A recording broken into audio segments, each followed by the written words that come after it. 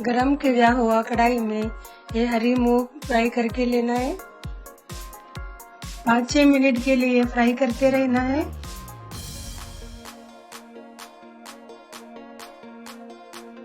जैसे कि यहाँ दिख रहा है, ब्राउनिश कलर होने तक इसे फ्राई करना है।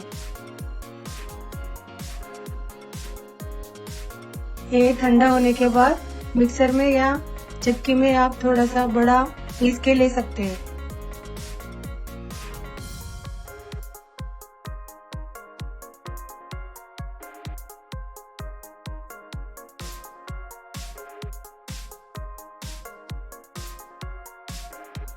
तीन 4 स्पून घी गरम करके लेना है।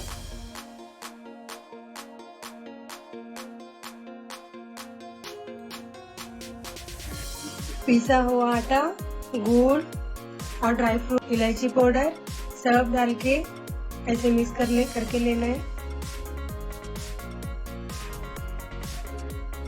1 मिनट गुड़ थोड़ा पतला होने तक रखें और तुरंत निकाल के रख देंगे।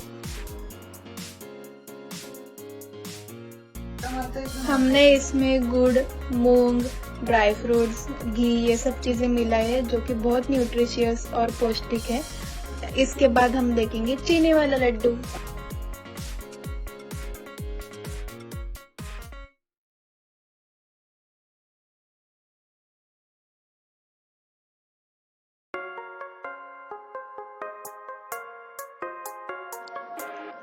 चीनी वाले लड्डू में हम थोड़ा जाड़ा गेहूं का आटा मिक्स करने वाले हैं। ये ऑप्शनल है लेकिन इससे स्वाद बहुत अच्छा आता है। आप चाहे तो सिर्फ मूंग का ही रख सकते हैं।